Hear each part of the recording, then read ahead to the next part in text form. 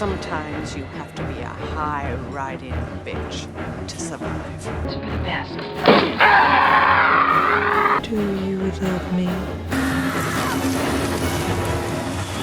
Sometimes being a bitch is all a woman has to hang on to. Desde tempos imemoriais, vilões e vilãs são diferentes. Os vilões eram normalmente homens ou criaturas masculinas com força sobre-humana. Pense em Golias do Antigo Testamento ou Anteu da mitologia grega. E mesmo nas histórias modernas, os antagonistas masculinos são frequentemente retratados como sendo extremamente fortes. Mas as vilãs são diferentes. Uma vez que biologicamente homens são mais fortes do que as mulheres via de regra, a vilania das mulheres nunca foi associada a questões físicas, mas sim a questões mentais, sua capacidade de sedução, manipulação, persuasão, e também por conta de toda a relação social, de posição da mulher na sociedade, foram desenvolvidos vários arquétipos que linkavam a vilania da mulher a esse tipo de relação social, como por exemplo, a vilã sedutora.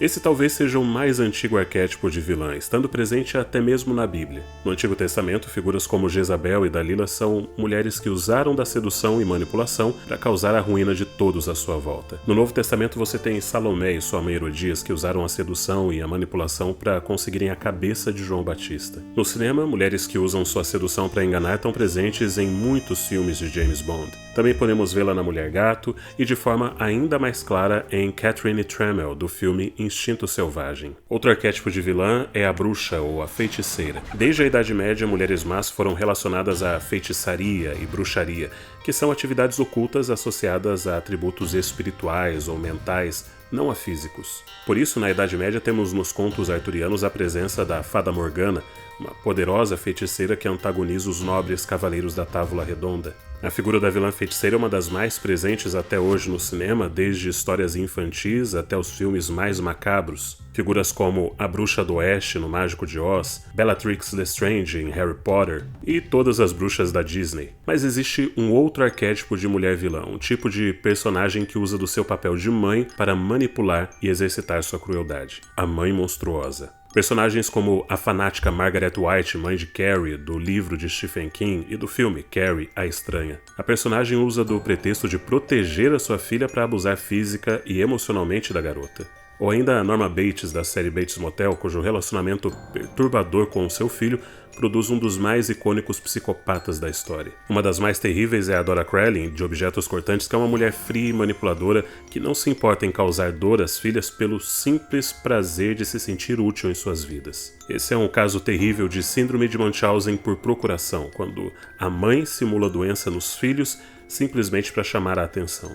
Inclusive, esse tipo de comportamento resultou no caso verdadeiro que depois se tornou a série The Act, onde uma mãe faz sua filha acreditar que ela tem várias doenças graves, resultando em um final trágico. Mas um dos casos mais famosos de mãe monstruosa é o de Cersei Lannister, do livro e série Game of Thrones. Cersei é uma vilã cruel e impiedosa que não se importa em destruir e matar qualquer um que se opõe à sua família. Sem falar que, com sua permissão e incentivo, seu filho Joffrey se tornou um dos maiores vilões da história. Mas outras vezes é no papel de esposa que a vilã é apresentada, como no caso de Lady Macbeth, uma mulher capaz de manipular seu próprio marido para que assassine o rei e tome o trono. Ou Amy Dunne, de Garota Exemplar. Quanto a esse filme eu não quero dar spoilers porque ele é muito bom e se você ainda não viu eu recomendo fortemente. E quando a vilã é descrita dentro desses papéis sociais, o escritor consegue subverter a expectativa do público e criar uma personagem que tem várias camadas devido ao seu relacionamento com os familiares. Mas apesar de ser assustador ver mães e esposas capazes de atos tão cruéis,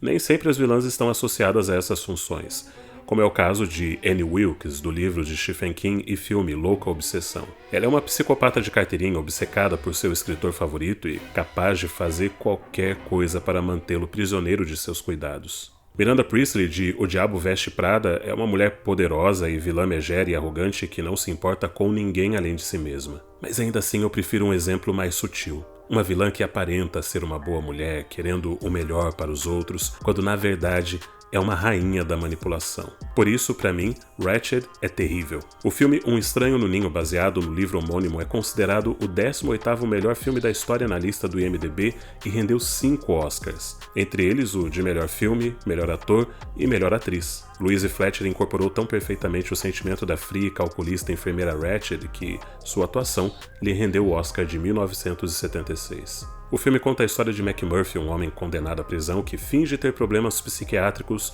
para ser mandado para um sanatório ao invés da prisão. O problema é que lá ele encontra a enfermeira Ratched. Ratched é o ápice da representação do arquétipo de vilã. Ela não mata, ao menos não no filme ou no livro. Na série que a Netflix fez sobre as origens da enfermeira, a história é bem diferente. Mas no filme, sua vilania é manifestada de forma mais sutil. Por exemplo, nós sabemos que devemos temê-la pelo comportamento de todos ao seu redor. Ninguém quer falar na sua presença, todos se sentem intimidados. Em muitos sentidos, Ratched é semelhante a Hans Landa, de Bastardos Inglórios. Ambos impõem o medo por sua presença e ambos possuem autoridade porque lhes foi concedida pelo Estado. Ratched sabe quão cruéis são suas regras, os tratamentos de choque e lobotomia que ela ordenava aos pacientes. E todos esses eram tratamentos reais da época, sendo a lobotomia o pior de todos. Após esse procedimento, o paciente normalmente se tornava um ser vegetativo. Ela representa um sistema de saúde que causou dor e sofrimento para milhares de pessoas com problemas psicológicos. Mas Ratched não se importa, porque, assim como o coronel alemão Hans Landa, ela está apenas cumprindo sua obrigação. E há poucas coisas mais assustadoras do que uma pessoa que faz o mal simplesmente porque é sua obrigação. Ratched pode não ser uma psicopata louca como Esther do filme A Órfã, ou uma feiticeira poderosa como Bellatrix de Harry Potter, mas eu te garanto que é mais fácil você encontrar uma enfermeira Ratched na sua vida do que com essas outras personagens. E o legal de escrever mulheres vilãs é que elas não precisam ter grandes poderes para serem terríveis, porque se uma personagem consegue entender o funcionamento da mente humana e manipular os homens ao seu redor para atingir seu objetivo, então ela não precisa ser a mais forte, mas sim a mais inteligente. Vilãs são particularmente difíceis de escrever, principalmente hoje em dia, mas elas ainda existem. Quando são bem feitas, são inesquecíveis. E você já encontrou com alguma enfermeira Ratched na sua vida? Deixa aí nos comentários, mas cuidado, ela pode estar te observando. Não se esquece de se inscrever no canal, deixar o seu like, um forte abraço e arrivederci.